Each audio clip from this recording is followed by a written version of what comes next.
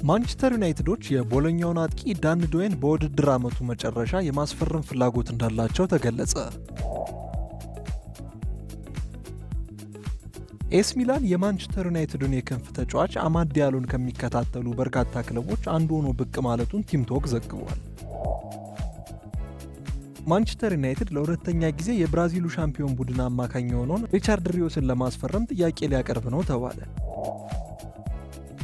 ማንቸስተር ዩናይትድ ሪያን ቸርኪን ለማዘዋወር ተመራጩ ቡድን መሆኑ ተዘግቧል።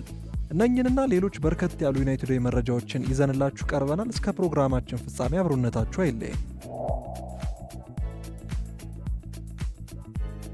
አድማጭ ተመልካቾቻችን እንደምን ቆያችሁ? እንደተለመደው ክለባችን ማንቸስተር ዩናይትድ ላይ የሚያጠነጥኑ መረጃዎችን ይዘንላችሁ ቀርበናል። ከላይ በመግቢያችን ከጠቀስናቸው አርዕስተ ዜናዎች በተጨማሪ ወደ ውስጥ ሰፋ ያሉ መረጃዎችን ይዘናል። ከእናንተ የሚጠበቀው ይህንን ቻናል ሰብስክራይብ በማድረግ ቤተሰብ እንድትሆኑ ብቻ ነው። ከዛ በተጨማሪም ይህንን ቪዲዮ ላይክ በማድረግ ተደራሽነታችንን እንድታሰፉልን እየጠየቅን ዛሬ ወዳዘጋጀንላችሁ አዳዲስ መረጃዎች እንለፍ። ኤስ ሚላን የማንቸስተር ዩናይትድን ተወዳጅ ተጫዋች ለማዘዋወር እያቀደ መሆኑ ተገለጸ። ኤስ ሚላን የማንቸስተር ዩናይትዱን የክንፍ ተጫዋች አማድ ዲያሎን ከሚከታተሉ በርካታ ክለቦች አንዱ ሆኖ ብቅ ማለቱን ቲም ቶክ አስነብቧል። የ22 ዓመቱ አይቮሪ ኮስታዊ በዚህ ውድድር ዓመት ድንቅ ብቃት ያሳየ ተጫዋች ሲሆን ዩናይትድ ለመሸጥ የሚፈልገው ተጫዋች አይደለም። ሆኖም የክለቦች ከፍተኛ ፍላጎት ዩናይትድን በሽያጩ ላይ ያስገድዳቸው ይችላል። አማድና ግብ ጠባቂው አንድሬ ኦናና ታዲያ ከሚለቁት መካከል ሊሆኑ ይችላሉ ተብሏል። ከሳውዲ ፕሮ ሊግ ተጨባጭ ፍላጎት እየሳበ ያለው ካፕቴን ብሩኖ ፈርናንዴዝም ወደ ሽያጭ ዝርዝር ውስጥ የገባ ይመስላል። አማድ ወደ ሚላን መዘዋወሩ ለሴሪያው ኃያል ክለብ ትልቅ ጭማሪ ይሆናል። የቀድሞውን የአትላንታ ኮከብ ሚላኖች ቡድናቸውን ለማጠናከር እንደ ሁለገብ የማጥቃት አማራጭ አድርገው ይመለከቱታል። የአማድ የተሟላ ብቃት በኦልድ ትራፎርድ እውነተኛ ተወዳጅ ተጫዋች እንዲሆን አድርጎታል። እናም ሽያጩ የዩናይትድ ደጋፊዎችን ሊያስቆጣ ይችላል። የክለቡ አደገኛ የፋይናንስ ሁኔታ ስለ ወደፊቱ አስቸጋሪ ግምቶች እንዲፈጠርም አድርጓል። ለትልቅ የቡድን መልሶ ግንባታ የማንቸስተር ዩናይትድ ሽያጭ አስፈላጊ ነው። አሞሪም በዩናይትድ ቤት በሚያስፈልገው የመልሶ ግንባታ መጠን ግራ ተጋብቷል። በአውሮፓ ሊግ የፍጻሜ ጨዋታ በቶትናም መሸነፉን ተከትሎ ጫናው እየጨመረ መጥቷል። አሰልጣኙ ክለቡን በሚቀጥለው የውድድር ዘመን ወደ ቶፕ 6 እንዲያመጣ ኃላፊነት ተሰጥቶታል። ያንን ማሳካት የሚችል ቡድን ለመገንባት ታዲያ ትልልቅ ዝውውሮችን ይፈልጋል። ይህም ከአሰልጣኙ ታክቲካል ሲስተም ጋር የሚስማማ መሆን አለበት። ለዚህም ነው ዩናይትድ በዚህ ክረምት አንዳንድ ቁልፍ ተጫዋቾችን ለመሸጥ የሚገደደው። እንደ አማድ እንዲሁም የአካዳሚው ምሩቅ አሌሃንድሮ ጋርናቾ ያሉት ተጫዋቾች በኦልድ ትራፎርድ የወደፊት እጣ ፈንታቸው ግልጽ አይደለም። ኦናና በበኩሉ ወጥነት የለሽ ብቃቱ ለመልቀቅ እጩ ያደርገዋል። የዩናይትዱ ካፕቴን ፈርናንዴዝም ከሳውዲ አረቢያ ክለቦች ከፍተኛ ዋጋዎች እየመጡለት ነው። ፖርቹጋላዊ ኮከብ ለዩናይትድ ፕሮጀክት ቁርጠኛ ሆኖ ቢቆይም ጥሩ ዋጋ ከመጣ ሊፈተን ይችላል። በተለይ ክለቡ በ2025-26 የሻምፒዮንስ ሊግ ውድድር ላይ ባለመኖሩ ሊለቅ ይችላል። ዩናይትዶች ለሳውዲ ለመሸጥ ከመረጡ ከካፕቴናቸው 120 ሚሊዮን ፓውንድ እንደሚያገኙ ተገምቷል። አሞሪም ታዲያ ሚዛኑን የጠበቀ እርምጃ ለማድረግ አስቸጋሪ የክረምት ወቅት ይገጥመዋል። እንደ አማድ ወይም ኦናና ያሉ ተጫዋቾችን መሸጥ ቡድኑን ለመገንባት የሚያስፈልጉትን ገንዘቦች ሊሰጥ ይችላል። ነገር ግን ቁልፍ ተጫዋቾችን ማጣት ቀድሞውንም የሚታገለው ቡድን ላይ የበለጠ አለመረጋጋትን ያስከትላል ተብሏል። ማንቸስተር ዩናይትድ ለሁለተኛ ጊዜ የብራዚሉ ሻምፒዮን ቡድን አማካይ ለሆነው ተጫዋች ጥያቄ ሊያቀርብ ነው። ሪቻርድ ሪዮስ ለማንቸስተር ዩናይትድ አማራጭ ፊርማ ሊሆን ይችላል። ማንቸስተር ዩናይትዶች ከሚፈልጓቸው አማካኞች መካከል አንዱን በክረምት ለማስፈረም 20 ሚሊዮን ፓውንድ ብቻ ለማውጣት ይፈልጋሉ። ዩናይትዶች በመሃል ሜዳ ላይ በክረምት የዝውውር መስኮት ትልቅ ለውጥ ለማድረግ ይፈልጋሉ።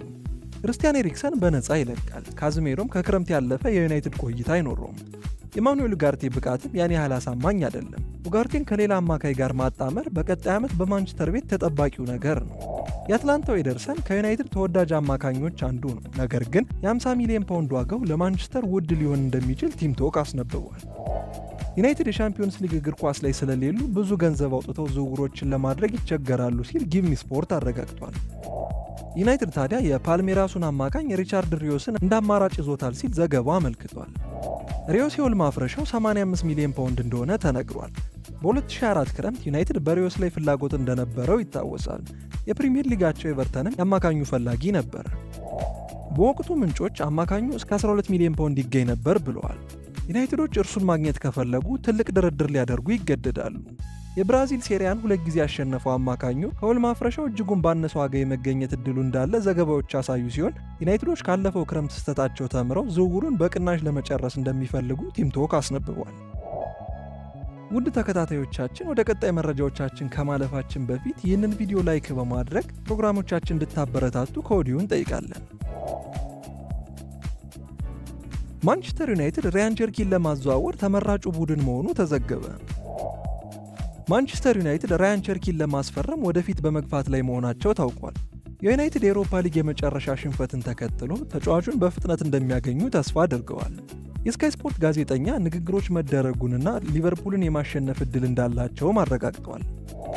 አሞሪም ክለቡ ከጎናቸው ለመቆም ቆርጦ በመነሳቱ ፖርቹጋላዊ ታክቲሻን ቡድኑን ለመቀየር በተሻለ ሁኔታ ዝግጁ መሆኑን ገልጿል። ሰር ጂም ራትክሊፍም በዚህ ክረምት ቡድናቸውን የማጠናከር እቅድን ተግባራዊ ለማድረግ ከአሁኑ እየሰሩ ነው ተብሏል። የስካይ ጀርመን ሪፖርተር ፓትሪክ በርገር ዩናይትድ የሊዮኑን ተጫዋች ቸርኪን ለማስፈረም ከፍተኛ ፍላጎት እንዳለው አረጋግጧል። የ1 ዓመቱ ወጣት በሊዮን በ185 ጨዋታዎች 29 ጎሎችንና 45 አሲስቶችን በማድረግ ጥሩ ሪከርድ ያለው ሲሆን ዩናይትድ በዚህ ክረምት ኮከቡን እንዳንድ ጥሩ ጭማሪ ይመለከቱታል ብሏል። በተለይም በኮንትራት ውስጥ ባለው አንቀጽ ምክንያት ዝውውሩ ለዩናይትድ ምቹ ይሆናል። ራያን ቸርኪ 22.5 ሚሊዮን ዩሮ የውል ማፍረሻ አለው። ጋዜጠኛው ሊቨርፑል ለተጫዋቹ ዝውውር ገና መሆናቸውን በመግለጽ ማንቸስተር ዩናይትድ ራያን ቸርኪን ለማስፈረም ከፍተኛ ፍላጎት እንዳላቸውና ከቦሩሻ ዶርትመንድ ጋር እንደሚፎካከሩ በኤክስ ገጹ ላይ አስፍሯል። በርገር ሲናገር የዩናይትድ ተወካዮች ከአውሮፓ ሊግ የዋንጫ ጨዋታ ቀደም ብለው ከሊዮን ጋር ተወያይተዋል። የመጨረሻው ውጤት በቸርኪ ላይ ይወሰናል። የጀርመኑ ክለብ ቦሩሻ ዶርትመንድን ፍላጎት አለው። ሊቨርፑል በአሁኑ ጊዜ ምንም አይነት እንቅስቃሴ እያደረገ አይደለም። ቸርኪ በዚህ ክረምት በሊቨርፑል ቅድሚያ የሚሰጠው ኢላማ አይደለም። ትኩረታቸው እንደ ፍሎሪያን ቬርዝ ባሉ ተጫዋቾች ላይ ነው በማለት ተናግሯል። ቸርኪ በዚህ ውድድር ዘመን 32 ግቦች ላይ የተሳተፈ ሲሆን 12 ግቦችና 20 አሲስቶችን በሊዮን አድርጓል። ሆኖም በኦልድ ትራፎርድ የት ቦታ ሊጫወት እንደሚችል ከወዲሁ እየተጠበቀ ይገኛል። ዩናይትድ የወልቭሱን ኮከብ ማቲያስ ኩንሃን በ62.5 ሚሊዮን ፓውንድ ለማስፈረም የተቃረበ ሲሆን ሁለቱም ተጫዋቾች ተመሳሳይ ቦታዎች ላይ ይጫወታሉ። ሆኖም ግን አሞሪም ሁለቱንም ተጫዋቾች በማስፈረም ከአጥቂ ጀርባ በ10 ቁጥር ሚና ሁለቱም በጋራ የማጫወት ፍላጎት እንዳለው ለመረዳት ተችሏል። ይህ እቅድ ታዲያ በሚቀጥለው የውድድር ዘመን ዩናይትድ ሙሉ ለሙሉ አዲስ አጥቂ የማሰለፍ ዕድል እንዳለው ከተናገረው ፋብሪዞ ሮማኖ ጋር ይመሳሰላል። ሮማኖ በዩቲዩብ ቻናሉ ላይ ሲናገር የኔ መረጃ ማንቸስተር ዩናይትድ አንድ ተጨማሪ ተጫዋች በ10 ቁጥር ሚና ማስፈረም እንደሚፈልግ ነው። ስለዚህ ከአጥቂው ጀርባ አዳዲስ 2 ተጫዋቾች ልንመለከት እንችላለን። ይህ ሊሆን የሚችል ነገር ነው፣ ነገር ግን በተጫዋቾች ሽያጭ ላይ የተመሰረተ ይሆናል። ኩንሃ ይቀላቀላል ተብሎ ይጠበቃል። ከዛ በተጨማሪም አንድ ተጨማሪ ተጫዋች በ10 ቁጥር ቦታ ላይ እንደሚሸጡት ተጫዋች ተወስኖ ይመጣል። ይህ በማንቸስተር ዩናይትድ ያለው እቅድ ነው ሲል ተናግሯል። የክለባችን ወጣት ተጫዋች የሆነው አሊያንድሮ ጋርናቾ ለመልቀቅ ክፍት መሆኑ ተገለጸ። ናፖሊ የማንቸስተር ዩናይትድን ኮከብ ተጫዋች አሊያንድሮ ጋርናቾን ለማስፈረም ግፊቱን እያጠናከረ ሲሆን የቲም ቶክ ምንጮች እንዳረጋገጡት የጣሊያኑ ግዙፍ ክለብ የተጫዋቹ ትልቅ አድናቂዎች እንደሆኑና የዩናይትድን ውሳኔ በተሻሻለ ዋጋ ለመፈተሽ ዝግጁ መሆናቸውን አረጋግጠዋል። የዓመቱ የክንፍ ተጫዋች በሩበን አሞሪም ስር ባለው ውስን ሚና እየተበሳጨ ሲሆን ክለቦች በዚህ ክረምት እርሱን ለማስፈረም ተሰልፈው ይገኛሉ።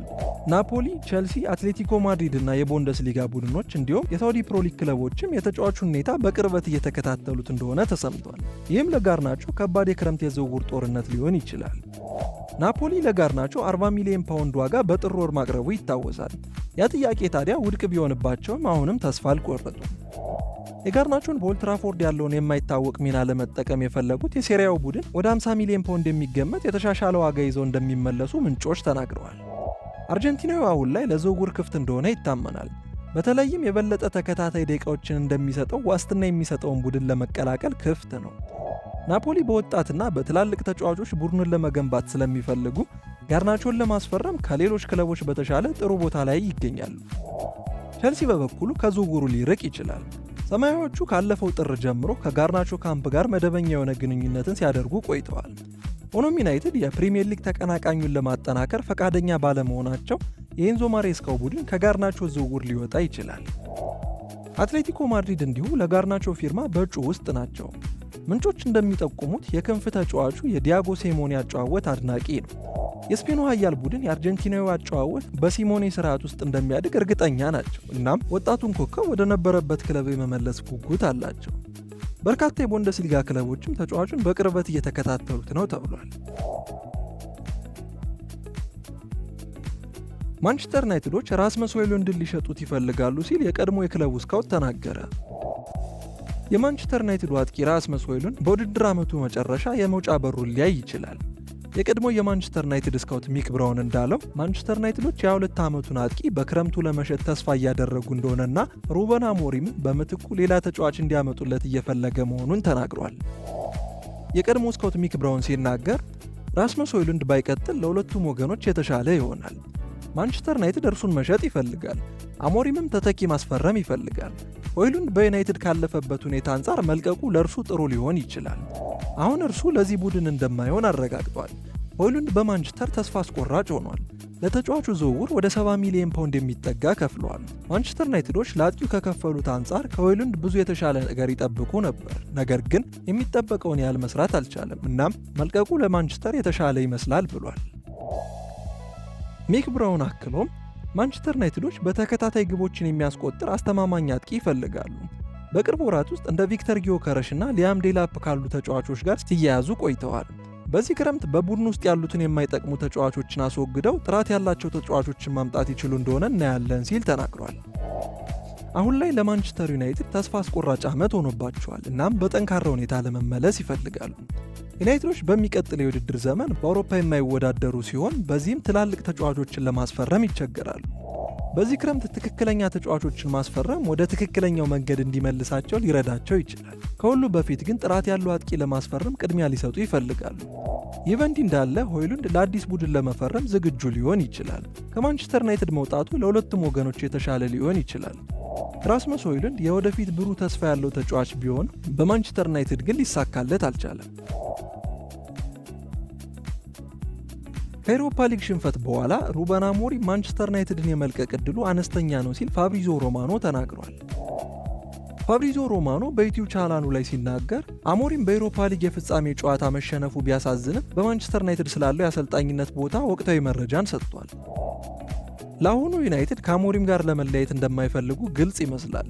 ምንም እንኳን የስልጣን ዘመኑ ትንሽ አደጋ ላይ ቢመስልም ሮማኖ በክለቡ ላይ አንዳች ነገር ካልተከሰተ በስተቀር አሞሪም አይለቅም ብሏል። ፋብሪዚዮ ሮማኖ ሲናገር ከማንቸስተር ዩናይትድ ያገኘሁት መረጃ እንደሚያሳየው ከአሰልጣኙ ጋር መቆየታቸውን ነው። አሰልጣኙን ይደግፋሉ።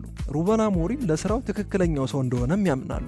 ስለዚህ የማንቸስተር ዩናይትድ ፍላጎት ከሩበን አሞሪም ጋር መቀጠል ነው። ሙሉ በሙሉ የተለየ ነገር ካልተፈጠረ በስተቀር የአሞሪም መልቀቅ አይታሰብም። ነገር ግን የክለቡ ግልጽ ሐሳብ ከሩበን አሞሪም ጋር መቀጠልና ሩበን አሞሪምን መደገፍ ነው። ብዙ ወሬዎችን ብንሰማም አሞሪም በማንቸስተር መቆየቱ አስተማማኝ ነው ሲል ተናግሯል። በአሞሪም ስር ለዩናይትድ ነገሮች ምን ያህል መጥፎ እንደነበሩ የሚታወቅ ነው። ክለቡ በ1974 ከፕሪሚየር ሊግ ከወረደ በኋላ በአንድ የውድድር ዘመን ብዙ ሽንፈቶችን አስተናግዷል። ምንም እንኳን የቀድሞ አሰልጣኝ ኤሪክ ቴናግ ነገሮች ጥሩ ባይሆኑለትም የቴናግ ቡድን ግን ከአሞሪም የባሰ ደረጃ ላይ እንደማይገኝ ግልጽ ነበር። ነገር ግን አሞሪም አሁንም ጊዜ እንደሚያገኝ ይታመናል። ማንቸስተር ዩናይትዶች ከዩሮ 2004 በኋላ ለማስፈረም የሞከሩትን ተጫዋች ለማዘዋወር አቅደዋል። ማንቸስተር ዩናይትዶች የቦሎኛውን አጥቂ ዳን ዶዌን በውድድር ዓመቱ መጨረሻ የማስፈረም ፍላጎት አላቸው። የ4 ዓመቱ የስዊዘርላንድ ኢንተርናሽናል በማንቸስተር ዩናይትድ ራዳር ላይ ለብዙ ወራት ቆይቷል። ከቱቶ ስፖርት የወጣ ዘገባ እንደሚያመለክተው ማንቸስተር ዩናይትዶች ተጫዋቹን ከዩሮ 2004 በኋላ ለማስፈረም ሞክረዋል። ነገር ግን ስምምነቱን መጨረስ አልቻሉም ነበር። ሊቨርፑል ከጥቂት ወራት በፊት ከንዶዌ ጋር ተገናኝቷል። ንዶዌ እስካሁን ከጣሊያኑ ቡድን ጋር አስደናቂ የውድድር ዘመን አሳልፏል። በዚህ ዓመት 15 የጎል አስተዋጽኦ ያለው ሲሆን በአጥቂ ክፍል ውስጥ የበለጠ ጥልቀት ለሚያስፈልገው ማንቸስተር ዩናይትድ ጥሩ ግዢ ሊሆን ይችላል። ንዶዌ ለዩናይትድ ቡድን ተጨማሪ ጥራትን መጨመር ይችላል። የ4 ዓመቱ ኮከብ ተጫዋች በተለያዩ አጥቂ ክፍሎች መጫወት ይችላል። ወደ ፕሪሚየር ሊግ የመሄድ ዕድሉ ለተጫዋቹ በጣም አስደሳች ሊሆን ይችላል። እንደሚታወቀው ማንቸስተር ዩናይትድ በዓለም ላይ ካሉ ትልልቅ ክለቦች አንዱ ነው። በዚህ ዓመት ተስፋ አስቆራጭ የውድድር ዘመን ቢኖራቸውም ለስዊዘርላንዱ ኢንተርናሽናል ማራኪ መዳረሻ ሊሆኑ ይችላሉ። ማንቸስተር ዩናይትዶች ለተጫዋቹ የተጠየቁትን ዋጋ ለመክፈል ፈቃደኛ መሆናቸው ገና እርግጥ አይደለም። ተጫዋቹ በዚህ ክረምት 40 ሚሊዮን ዩሮ ያስወጣል። ማንቸስተር ዩናይትድ ታዲያ ስምምነቱን ለማግኘት የሚያስችል በቂ ገንዘብ አለው ተብሎ ይገመታል። በዚህ ክረምት ቡድናቸውን ማሻሻል ለማንቸስተር ዩናይትድ ቅድሚያ የሚሰጠው ጉዳይ ነው። ንዶ የቡድኑ እንዲሻሻል ሊረዳቸው ይችላል። የ4 ዓመቱ ተጫዋች በአሰልጣኙ እገዛ ልምዱን የበለጠ ሊያሻሽል ይችላል። ዩናይትድ በቀጣይ ዓመት በአውሮፓ ውድድሮች ውስጥ ባይገኝም አሁንም ተጫዋቾችን ለማስፈረም ተመራጭ ይመስላሉ ተብሏል። አድማጭ ተመልካቾቻችን ለዛሬ ያዘጋጀንላችሁ ዩናይትዳዊ መረጃዎች እኚህን ይመስሉ ነበረ። በቀጣይ የመረጃ ጊዜዎቻችን እስክንገናኝ ድረስ ለዚህ ዩቲዩብ ቻናል አዲስ ከሆናችሁ ሰብስክራይብ በማድረግ ቤተሰብ እንድትሆኑ በአክብሮት እንጋብዛለን። ከዛ በተጨማሪም ይህንን ቪዲዮ ላይክ በማድረግ ተደራሽነታችንን እንድታሰፉልን እየጠየቅን በቀጣይ ቪዲዮ እስከምንገናኝ ድረስ መልካም ጊዜ፣ መልካም ቆይታ።